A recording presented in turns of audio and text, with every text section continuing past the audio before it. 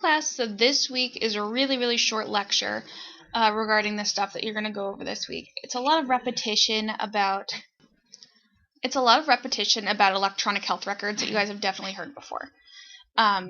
So look through all of your course materials for this week.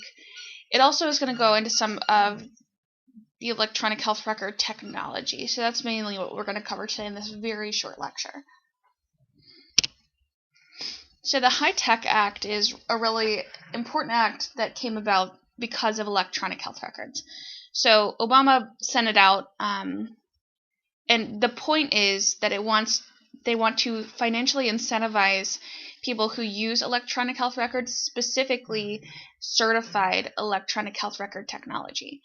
So when they use this in practice and they use it with meaningful use criteria, they're financially incentivized if they are signed up through Medicare. So if they're Medicare participating physicians, they're able to receive a really nice check at the end of every year.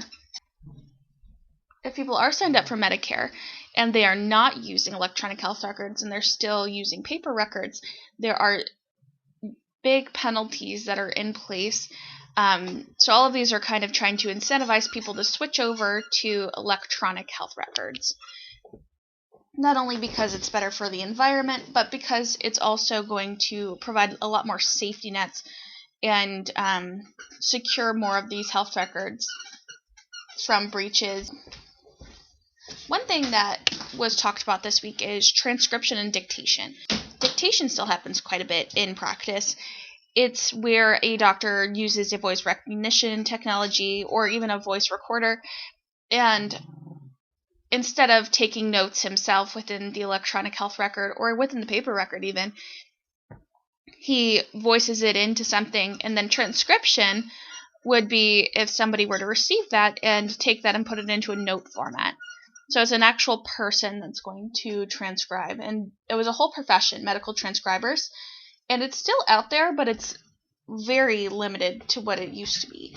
It used to be a very thriving industry, but now it's kind of gone away because a lot of doctors are using transcription technologies.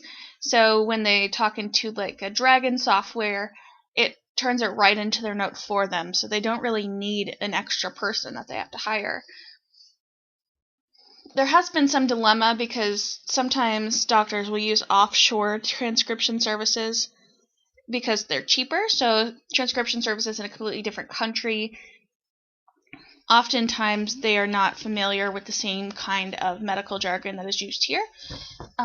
It varies per country, so sometimes there will be transcription errors, and in some cases there have been even fatal errors made in the notes regarding dosages of medications from being in offshore transcription services. So doctors have to kind of gauge whether that's necessary, because although it's cheaper, it can come out with a lot more errors than if they were to hire a company that is more proficient in the terminology we use. And even more efficient than that is to use just these voice dictation softwares that do it right for you. So speech recognition technology are things like these Dragon softwares. So it allows for more time with patients so that the doctor is not just staring at a computer while they're in the consult room with you. It increases their productivity so they're not sitting there bogged down with doing a bunch of charts the entire time. They're working in the office. With back-end speech recognition technology, the doctor speaks into a voice recording software, and it records and puts it into a note-taking software somewhere else, maybe in their office from the consult room, or the front-end speech recognition technology. It goes right into the computer, and they can see it as they're typing. One of the advantages of the speech recognition technology is that it allows for prompts. So if a doctor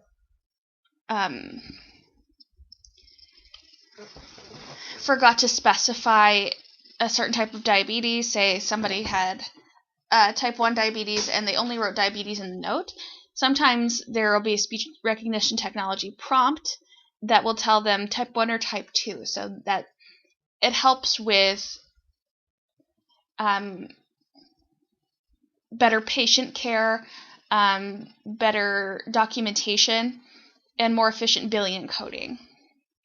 There's also a technology called ambient intelligence that's not out yet, but it's something that experts think that we're going towards in the future. Ambient technology is a type of technology kind of like an Alexa. So it's constantly listening to what you're saying, and it makes choices based off of the words it hears. So for like the Alexa machines, it listens for its voice constantly and then performs a command based on that. With this ambient technology in a medical setting, it would listen to what the doctor and patient are saying, and it would use that information to create the appropriate note. So that would be really cool in the future. However, I think there might be some issues with doctor-patient confidentiality and things that the patient might say behind closed doors with their family members that they didn't want the doctor to know.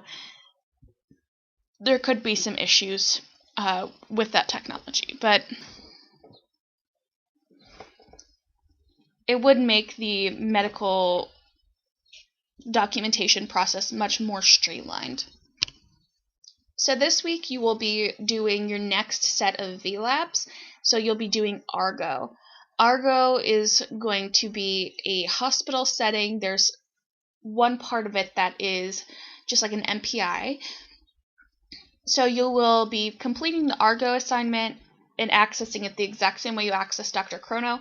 And then you will be comparing and contrasting Argo with Dr. Chrono for the assignments this week. This should just serve as a reminder that next week is our last week of class. It'll be week 7. So not only will you have all of week 7's activities to do, but you'll have week 7.5. So you'll have till the end of next week to complete all of your work before final grades are submitted. So it's really, really important that if you're behind, that you catch up now. Do your absolute best, and let me know if you have any issues accessing Argo or any of your other assignments.